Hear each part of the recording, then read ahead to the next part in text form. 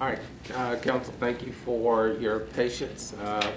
Looks like we're out of the worst of the weather, and still probably some folks in our community that may be under the watch, but hopefully they're safe as well. So at this time, I'll turn it back over to our town manager. Next item. Our next item is number 5, discussion regarding speed tables and/or speed calming devices. Speed tables in cost, I'm sorry, it says speed tables, that's my grammar error. The speed devices, due to cost and material, vary anywhere from $300 per lane for like the little plastic strips that you see. Add about $300 per sign also, so it would be about $600 per direction for the little plastic top style things. The speed tables, which are comprised of, the better ones are made of asphalt, and they can be as big as the intersection, if you will, and they can get pricey from the $2,000 side cost going higher depending on the overall size and the condition of the intersection. And briefly talking to Chief Watson, and I did not ask him for his approval, just ran my suggestion by him. For example, at West Avenue, the intersection, because of the citizen complaint, one thought idea that I have, and the chief, due to other concerns that have been brought to us about tandem trucks driving through the area, they have increased some traffic management and traffic enforcement in that area recently, and have been writing more tickets for various things.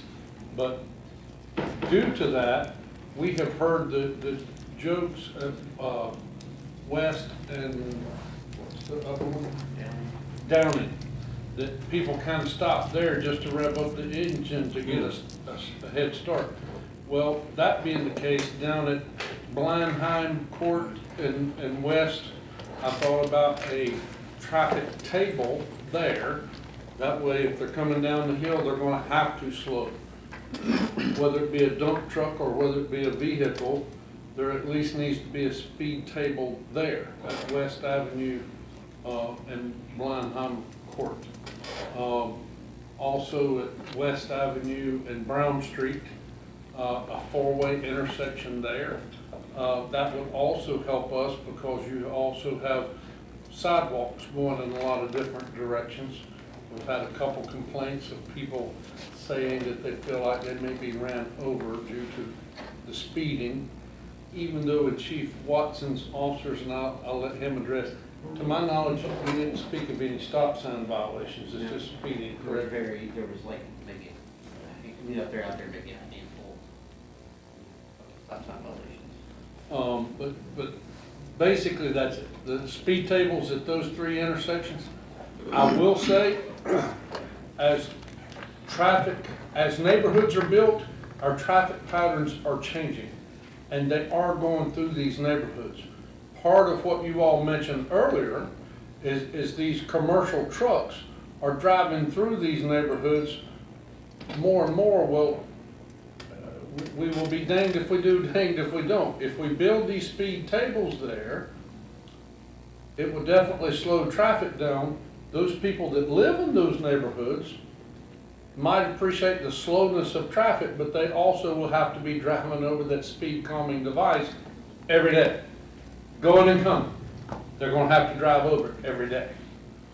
So I personally suggest for slowing the traffic down, that's absolutely going to do it. But on the flop side, will the residents be happy that they're going to have to drive over it at least twice a day if they leave their home? I don't know. Should we poll them and ask them? I don't know. But that is my report. I'll be glad to answer questions. Chief's here if you've got any additional questions. We have tried a couple different things. As the old adage is when they see the police, they're not gonna act up and behave. So it's not, to me, a fair position to put our officers or the police department in by saying, did you and could you and should you? Because they do work at these intersections and they do work in these neighborhoods. So I don't know that that's always fair to put them in the equation, so to speak. So I went out and looked at where you mentioned here at this Blenheim Court. They're not, I realize going down that hill, it does make them go a little bit slower, because they're going to slow down at the end, at the bottom of that hill. Then by the time they get across, they start back up, you're getting up to the stop signs in a little while. So I think that would be a real good test area, which is right in that bottom of that area. I wanted to make sure I knew where that street was. I never. Yeah, it's not real. And so I drove right, and I said, this works, because, and it makes us, then whenever I drove over to one there, by the library, and it does make you slow down a little bit. Well, Now, you if know, you don't slow down at the one at the library, best of luck. If you've got anything that is loose on your vehicle, it's probably gonna drop off. That's a true table. but, addressing what the manager said about, angry residents is possibly. I've heard for many years, the people that live on that street complain about that being quote unquote a racetrack. So I think those people may be willing to put up with the inconvenience, while others that are using it for a racetrack are going to complain, that may live, on the extreme ends of the street, that still may use that street on a regular basis. So, my concern is safety. And I feel like you're going to have where the people that are most negatively affected are obviously going to vote for whatever it takes to calm the traffic. Others are going to say, no, it's just one more obstacle get in our way and slow us down, and we have to slow down, and we have to start up, and that uses gas, and, all the other things they can come up with. So, but I think, when I saw that on the packet, I said, that's a good idea. Because, that's another place that we've discussed, but we really haven't, so why not include that in discussion there around Blenheim? Because as you say, that's just coming down and going up. That is prime, if they've got to slow down, and by the time they pick up speed again and get back up there before we stop. So, to me, that's an ideal place to put something there to calm it down. And I'm speaking from a safety standpoint.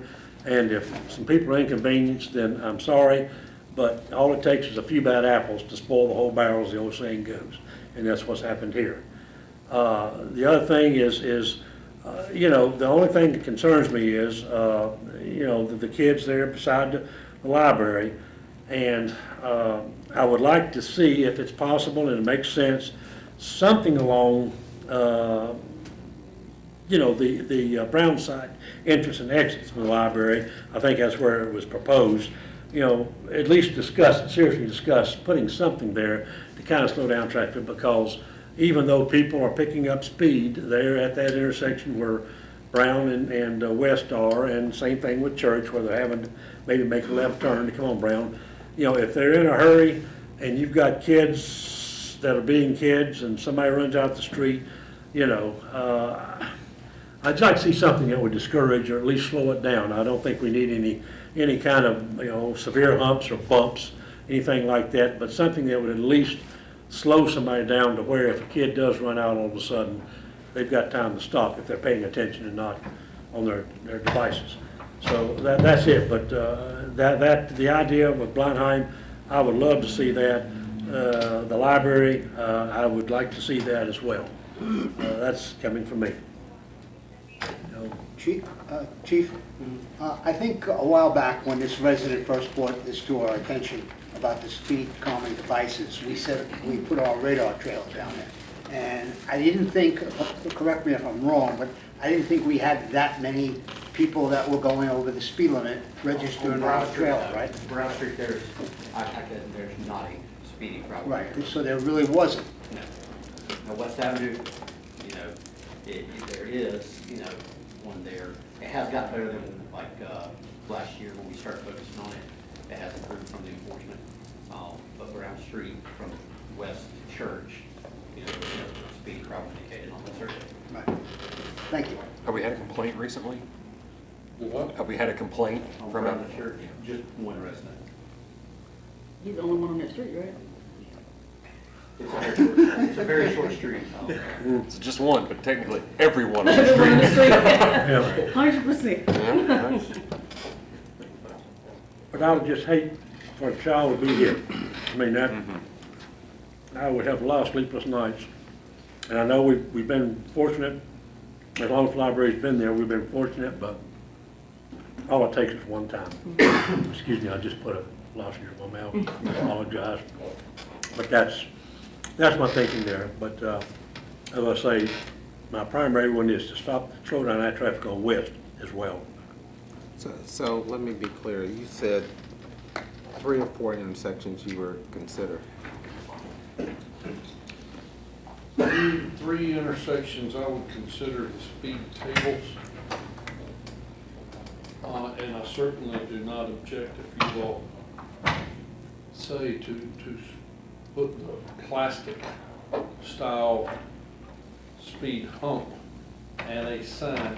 All of these, we will have to put signage, letting people know. Look, let me ask you something. I was looking at the ordinance we passed not too long ago. Brown Street kind of concerns me, because it says the street has to be 1,000 feet long, and you got to have that 200-foot buffer. So we're talking, you know, from the 2 intersections where, you know, of course, that one section is not that long to begin with. I'm wondering if, under our ordinance, we can even do anything right now with any kind of a common device and be within compliance. I'll revisit that, and make sure. I'm, off the top of my head, I can't answer, but I will look at it and see. If we can, we certainly, if you all are okay, we can go ahead. With all of these, I think they will be low enough. I don't think we will need a budget amendment. I think there's enough in street maintenance and repairs that just with you all's acknowledgement that we can go ahead. If at the end of the year we need to come back, Justin can help me remind you all, hey, this is where we spent some money that wouldn't have been normal. If you all are in agreement, hey, go ahead. I think we already have it there that we can proceed. Now, you're recommending a table at West Avenue, at what I'll call the Big Dip, West Avenue, a table. In Blindheim, right? Yeah. So tables at West, at the Dip, and one at Blondheim. Well, the dip is blind. That is where it is, okay. Where was the other table? West and Brown, and West and Down. Down. And a table where? I mean, device, the common device? On Brown, at the library. On Brown. Basically, at the library, it would basically be at the library entrance on Brown. It's where you would, On top of the table, or you're saying? no, just a plastic device. Okay. Is that what the citizen was requesting it, or he was requesting it on Brown? Or he was requesting it right where we're going to put it? On Brown, basically at that, At the intersection. no. Further, Entrance yeah, to yeah. the library, Okay, at the entrance to the library. yeah. Right. Okay. And On Brown, technically the backside. Yeah. I view it as. Yeah. Yeah. Okay, gotcha, yeah. And just, you know, and I'm just speaking because he made a comment, David made a comment here when he made the presentation several months ago, that, and he did come back and say that he had checked with library staff, and they did concur that they would like to see a calming device out there in that area. So, you know, in my eyes, that gave a little bit of, it's in addition to, I'm not saying David, you know, but in addition, what he's saying gave a little bit of more credence to what he was saying, that there's one necessary from what they're seeing as well. or thinking that possibly could happen in a situation where somebody's not paying attention. Well, at least give us a little bit of a monitor on whether or not we need to do it in other places or not, and responses from citizens, I'm sure, will be shared. I really think, to your point, Mr. Mayor, that this will be a good, the chief and his officers, and I will get, I anticipate a decent amount of feedback. You all may get it direct yourselves as well, but I really think, as we have seen our neighboring municipalities do, this will give us a good feedback, and then I'm sure there will be suggestions to go elsewhere if it is a success. Especially, now that's one thing I would just like for us to talk about. These other neighborhoods that have HOAs, we have been asked about those, and we have told those, you all can do it at your expense in those HOAs. This is a situation where there's not an HOA involved. So neighborhoods that have it can make the request, come before you all. If permission is granted, then they can do that. But even then, I think we still need criteria from the chief, whether it be his officers doing traffic enforcement, whether it be the radar machine, there's other things that we go with it. But I do think there's some that we will not know until the streets are done and turned over to the town, that people's rolling through stop signs, for example, to where speed tables could be most effective versus a speed bump. But this day and time, honest people being honest is just not as prevalent as it was. So the question comes up periodically about the HOAs. We've had that question a number of times. As best I can recall, at least some of the HOAs, and I don't know if it's them or the town, has a trigger that a certain percentage of the residents have to agree to put that in. Is that not the town, it's more of the HOA? Well, it's a multi-step process. Depending on their HOA, yes, they need it approved there. We as a town just don't do it because they petition us to do it. If they decide it is best in their efforts, yes, they need their votes or percentage of whatever that is. Some, it's just the HOA board. Others, it's a percentage of residents, whatever that is. But we don't require any vote or requirement. 75%. Oh, it is, okay. Okay. Okay, Our policy says 75%. yeah, I think so, okay. Before they bring it to us. To us, right, okay. All right. But I think the issue that I have with the policy is, just like what we're considering now, 75% of that neighborhood didn't ask us to do this. So how is that different? Yeah.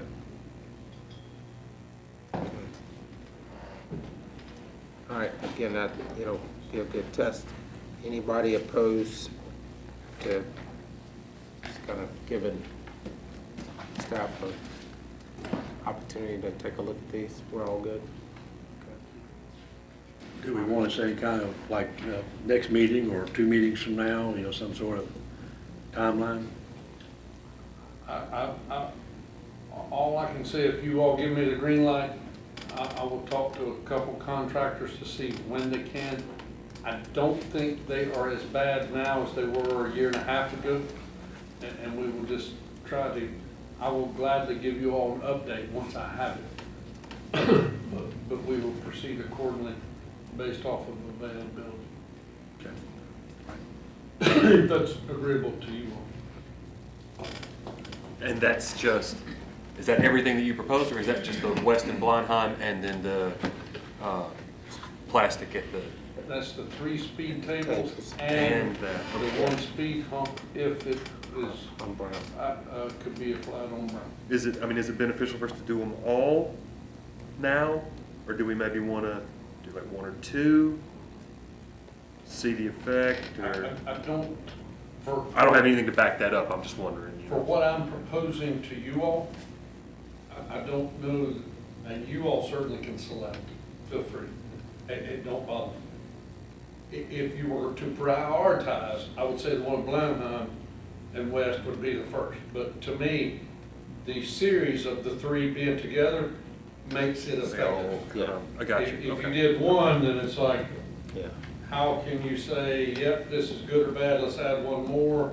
Well, let's add one more. And then we've And torn then up the all 3 road of them for- didn't work. Yeah. So to me, if you add all 3, the series either works or it don't. Gotcha, okay. It is my proposal, I guess. And Now, the contractor. Have the economy of scale, you get a little bit better price perhaps, the contractor. I hope, yes, Yeah, And the availability of what to do, all 3 versus come back. yes. Yeah, thanks. That makes it a lot more clear to me. I think we're all saying the same thing. So we're good. Thank you. That's all I had for today's agenda, sir. Okay. We'll look at Thursday's agenda. On consent agenda, one is special minutes, 2 is closed session we hope to have, special meeting June 30th, 4 is agenda briefing minutes of July 10th, 5 regular meeting minutes of July 13th, 6 amend the town Troutman schedule fees, 7 resolution authorizing the filing of the application for a financial agreement. To explain what that is, our Dollar General purchase that Councilman Harris was talking about earlier. As we had talked to you all about, this allows us to proceed with financing options. It does not commit us to do that. We have bought the property, it is purchased with funds that's on hand. Based off the finance rates that were proposed to us, if interest rates increase, it is theoretically possible that we could have a loan at lower interest than what our monies would make us, or be pretty close. So this is a typical 3 to 4 month process to go through government committees and get approved. We have to have you all's permission, we can't just do it on our own. It is a very tedious process in that we have to give them contracts, there has to be an appraisal done on the property, they have to make sure that it's nobody related or known to you all, nobody related or known to staff. We actually have to, well, we don't have to appear, they suggest that you appear in person, make a presentation before the board, then they decide if it's appropriate or not for you to go forward. Is there anything I left out you'd like to add? It's a pretty big, hefty checklist. Any questions you all have on number 7? Number 8, the contract between Town of Troutman and North Carolina Charter Education Foundation. This is on behalf of Iredell Charter Academy Arts and Science School Resource Officer. I will hush and turn this over to Chief Watson. In June, we were approached by, at the time, it was Iredell Charter Academy. They've gone through a name change, but they would have been approved by their board to have spent funding for a school resource officer. Their population of their school has grown to, I think it's almost 800 or over 800 students, and they are a K through 8 school, so they have pretty good population of middle school age students as well. But they're wanting to have an SRO. I told them that we would expect reimbursement the same as we do from Iredell State School Schools, which is 83% of the officer's salary, 401k insurance, workers' comp insurance, retirement. And they sent all that information to their board.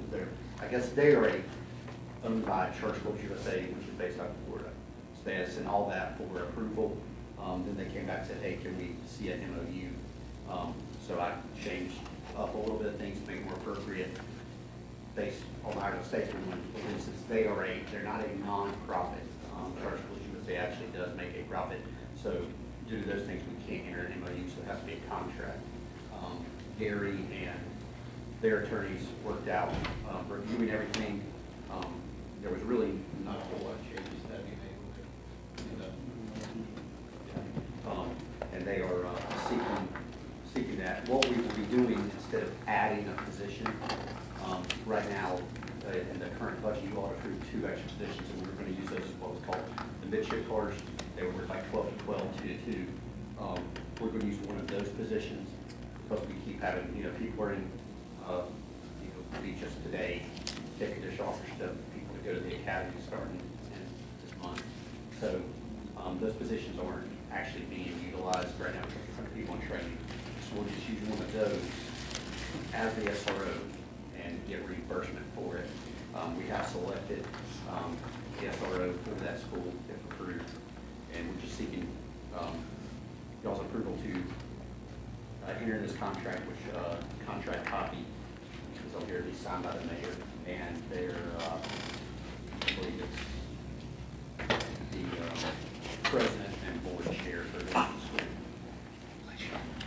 One thing I'll add to that before you all ask any questions of the chief. A couple of you all will remember, if not the majority, this has come up as a discussion before with the charter school. There was a lot of debate and question. Was there fair compensation? I won't open up that can of worms from the past. I want to thank Chief Watson for understanding what fair and equal is as compared to our reimbursement schedule with the rest of our SROs.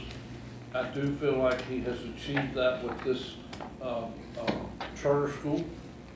I do feel like we as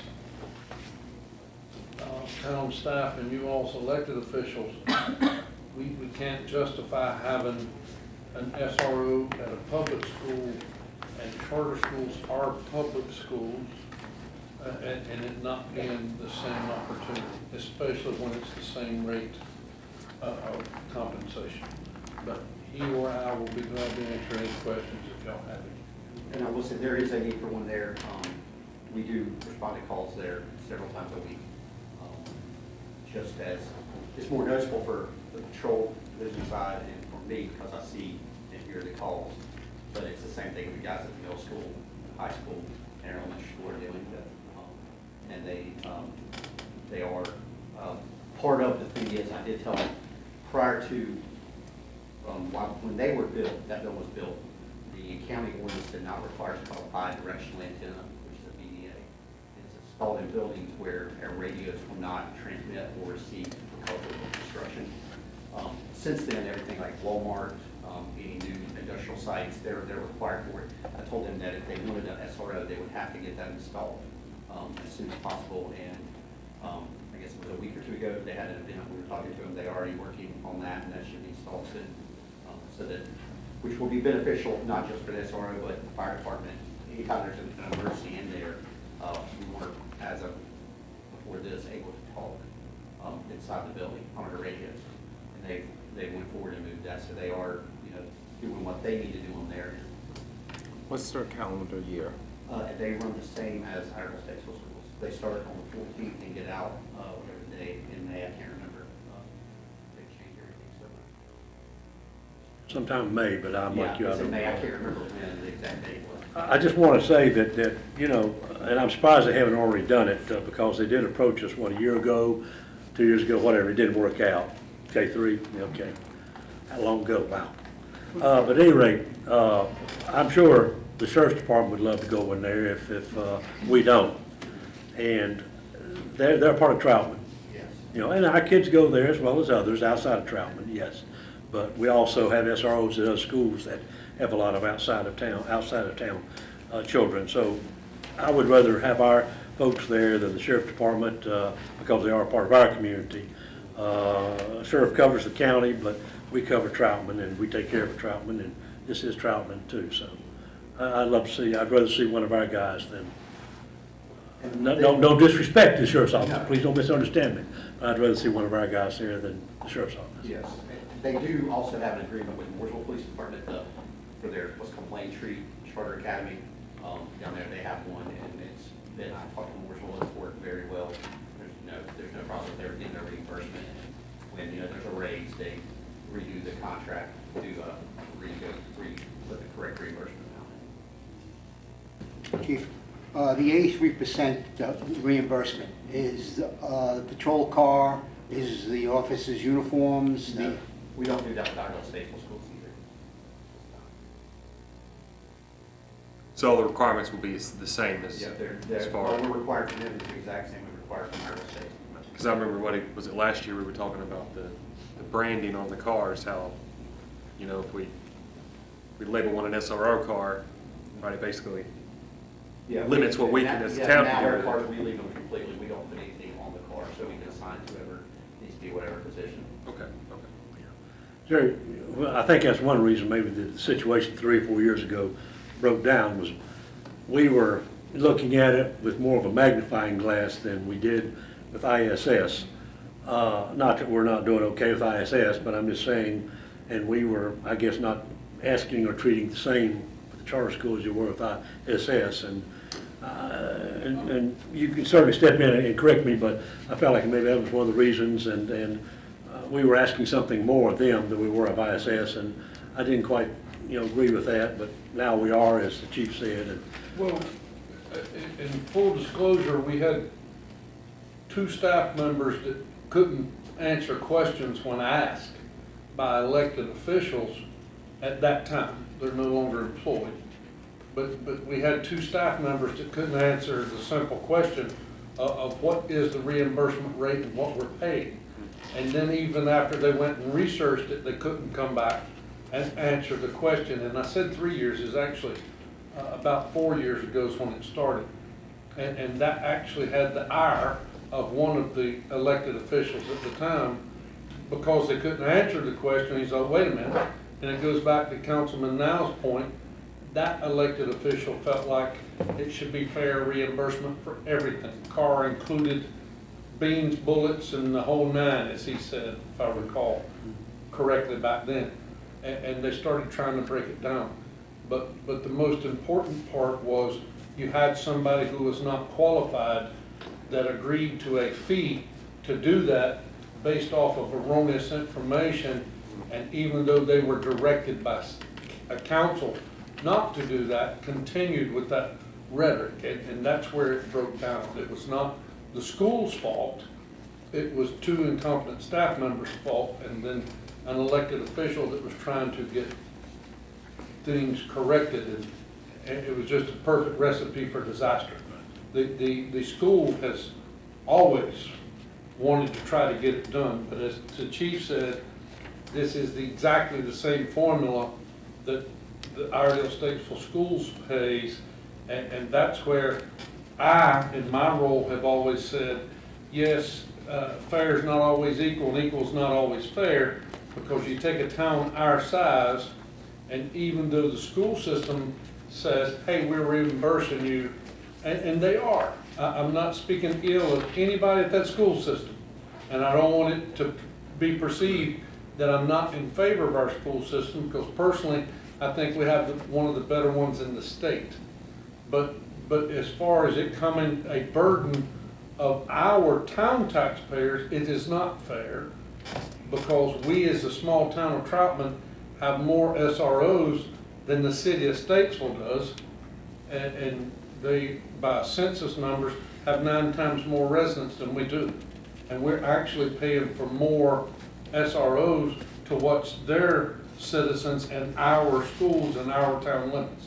So when you break that part down, it's not fair. But back to your point, 90% of all these students coming into these schools are county or Statesville or Mooresville residents, not town of Troutman residents.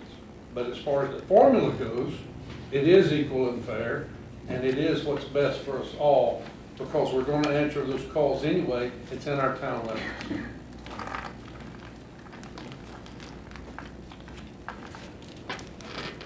Other questions on that? We move on? Okay. I think we're good. The next one is 9, annexation request Sterling Properties of Mooresville, 49.54 acres. The director clerk to do a petition. 10, non-contiguous annexation of 7.5 acres from Troutman Commercial Properties LLC. Again, director clerk to do investigative petition. Roman numeral 3, section 11, our town employee of the month. I'll talk more about that Thursday evening. Quarterly report by Troutman Fire Department, number 12, Roman numeral 4. Roman numeral 5, new business, consider annexation boundary agreement between the town of Troutman and the city of Statesville. You all have had the boundary agreement in your packet. It is included in this one also, right, Kim?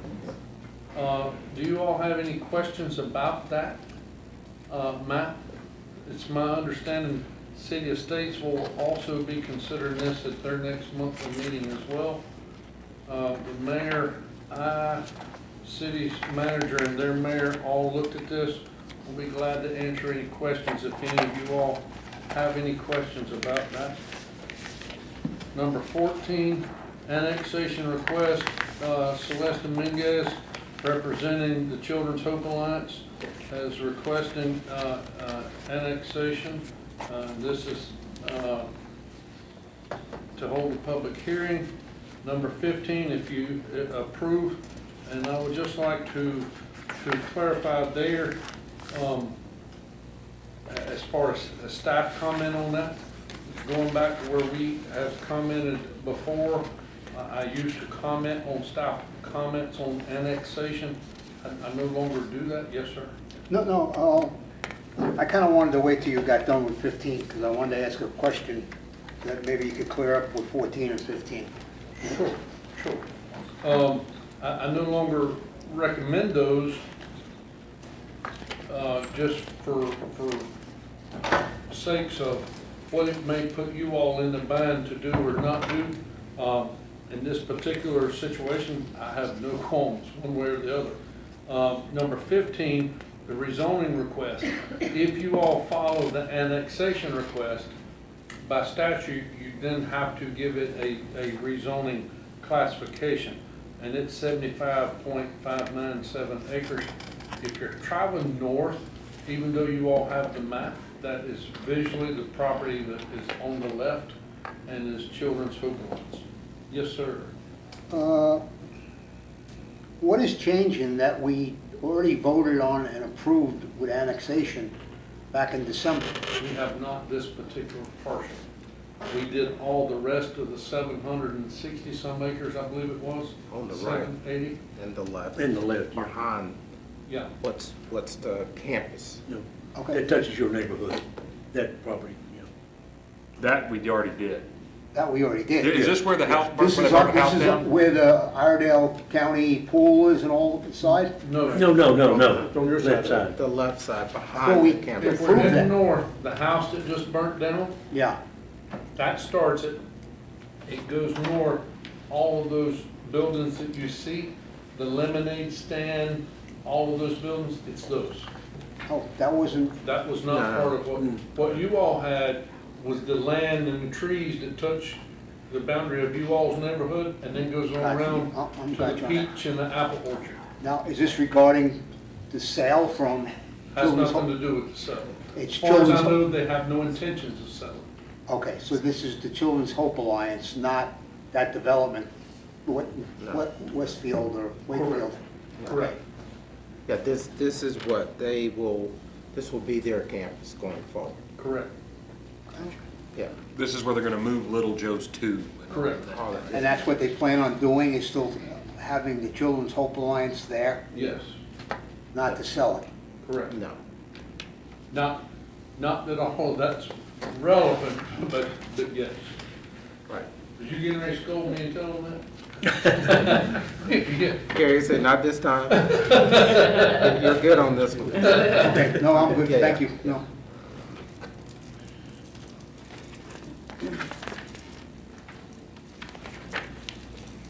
Number 16, the appointment of Camille Leahy. Again, she couldn't be here today. We hope she'll be here Thursday. 17, this one's a little bit strange one. I don't know what to tell you at this point. This was to consider the fee in lieu of, for, what do you call it? Brookside. Brookside. Our policy does allow the fee in lieu of. They sent the proper paperwork. They did nothing wrong. We have no disagreement with these folks, and I just want you all to know that up front. They estimated it at whatever the fee was that was in your packet. I don't remember. It's on 82. 82 $82,000. something $1,000 a year. Well, let's write you a check. Y'all have it. Well, initially we thought about, okay, if we don't want to do this, and the town does have the legal option of taking that money and extending pedestrian sidewalks from on out Wagner Street. But we would need DOT's permission to do that. And of course, we would need to add money to do that. And that is on our sidewalk plan, pedestrian plan that we have. And that was an option that we considered. But as Lynn and I discussed it, and I'm like, well, yeah. But we also have a sidewalk plan inside this area, so, and a couple of you all, as we have said here, it really bothers some of us that we have a greenway and a sidewalk, but then people want to go and walk in the street right beside it. So if there is a sidewalk plan for this neighborhood, why would we not build the sidewalk or require them to build the sidewalk? And we kind of encourage them to walk in the street. So we asked a contractor to give us a quote. I don't remember the exact number, 219, About 250, about 250. Right at 215. $214,979.50. Lynn sent that to the developer a couple weeks ago, maybe 3 weeks ago, and no response. She sent it to him again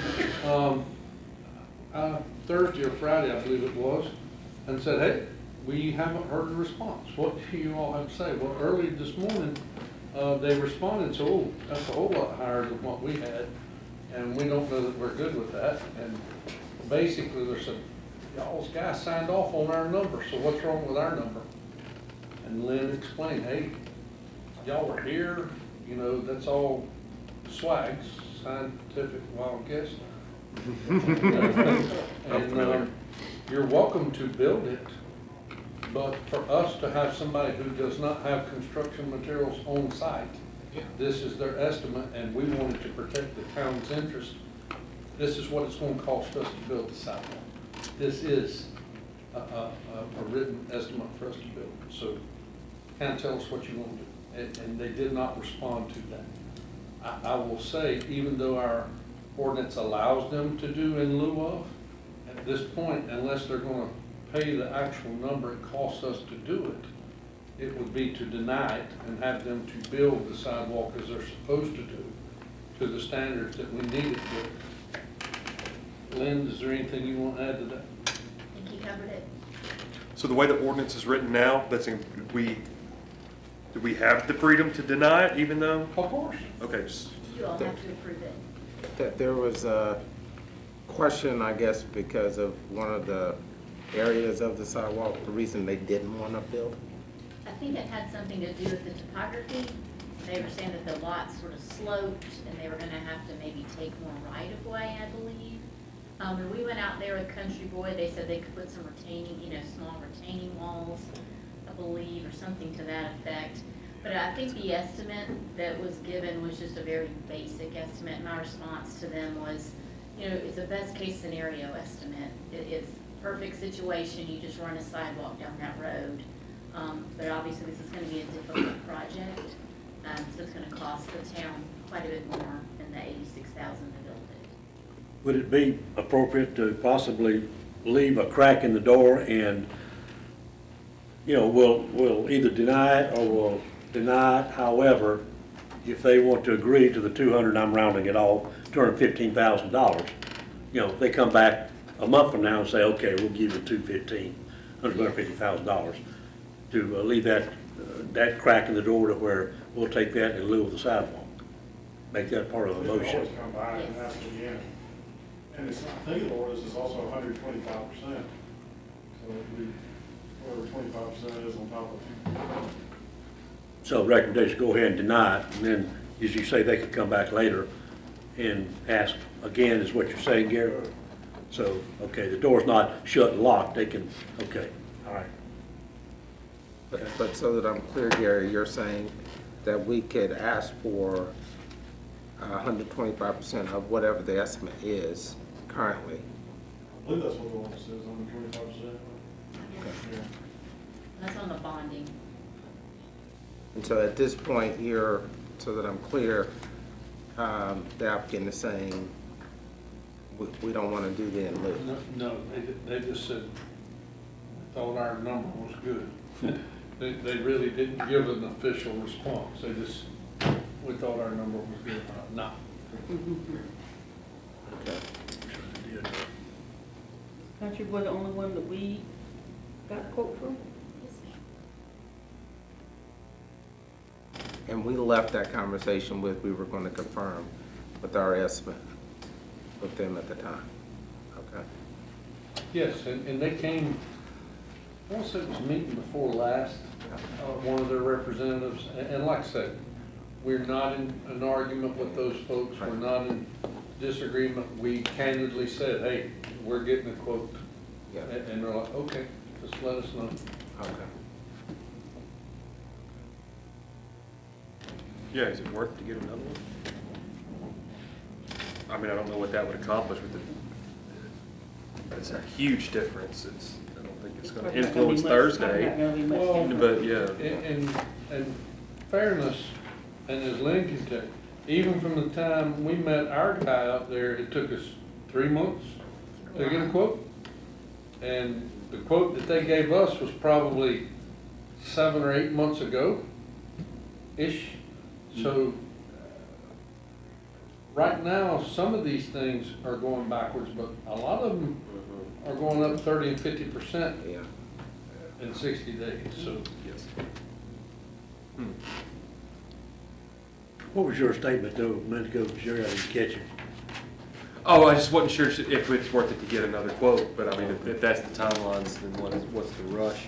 But I mean, I would, They by the time that they, him and Hall, again, I'm not talking ill about him either, I'm thinking worst case, by the time they actually do come by and say, oh yeah, well, okay, we're actually good with the 214. But like you said, what if at that time the real, I think- estimated cost is 280? Well, and I think the other thing is, if they can do it for 86, Yes. we'll let them do it for 86. Well, by all means, yeah. And that's Unless they kind of pull what, that number from somewhere. Yeah, that's kind of what Lynn's email said, hey, yeah, we don't want to build sidewalk, y'all go ahead. yeah. I We'd think love for we're it to be okay. done.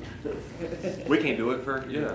But Jerry, at least we're protected by that 25% buffer that, Gary mentioned a while ago. And I mean, honestly, we don't want to be in the sidewalk building business. No. Y'all build it. Right. It's required of y'all. We can't get it done for anywhere close to that number, so. Right. But that's all we have for the Thursday's meeting. Okay. All right, any other comments for the good of the order? Before we go into closed session, I do have one question. Given we had that storm, I had a question from a citizen around leaf and limb pickup. I know we're scheduled for, we did 7th and 8th. With these storms rolling in, what's the cost, if you will, or potential for us to do additional limb pickup? I know it's not scheduled, but I don't know what that is. For some reason, I'm gonna say. let me say this. Maybe have somebody go around, see if there's additional limbs as a result of some of these storms.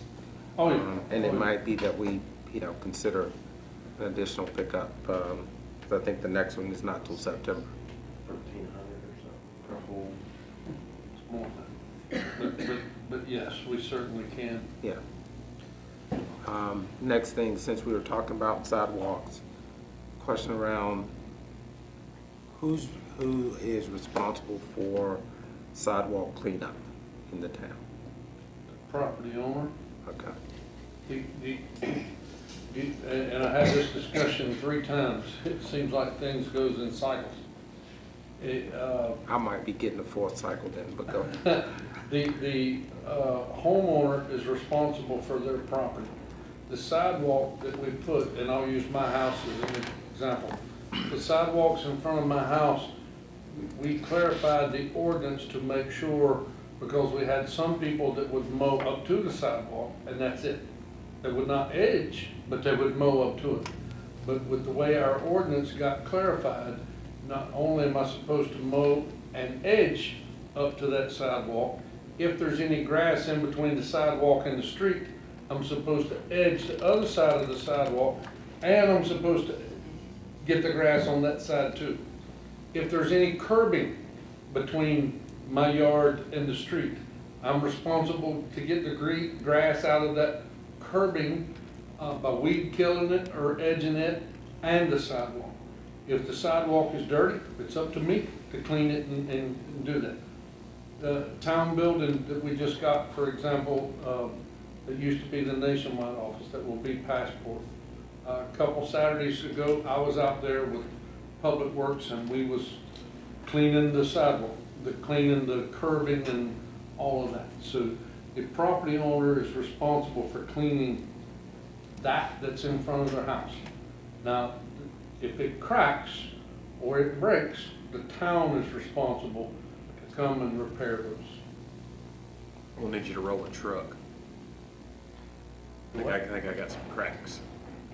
If they're minor cracks, so. I'm kidding. If I can get out there with some Elmers. If there are cracks, let us know seriously so we can come and look. It's nothing, no hazard, but I was pressure washing. That's not supposed to be there. So. Yep. Depending on the cracks, they have an epoxy material that can come and be applied and put in there, and it keeps from having to have a whole section replaced. But depending on if it causes unevenness, it may have to be replaced. But if any citizens have repair issues, they need to let us know so we can come and inspect them. Thank you. Yes, sir. If nothing else, then I'll ask for a motion to go into closed session pursuant to General Statute 143, 318, 11A3 to consult with an attorney. Is there a motion? Is there a second? I'll second.